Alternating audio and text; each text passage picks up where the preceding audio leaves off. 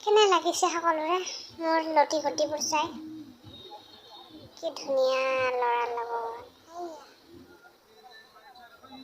গাড়ী চাবিয়ে চাব, এটা ডান্সে চাব, নে ছাগলী খেদাই চাব।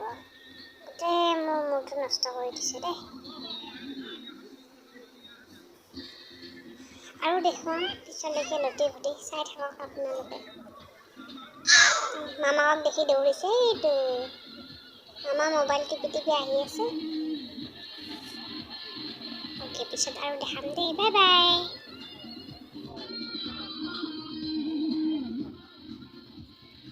ক'ত বা যায়?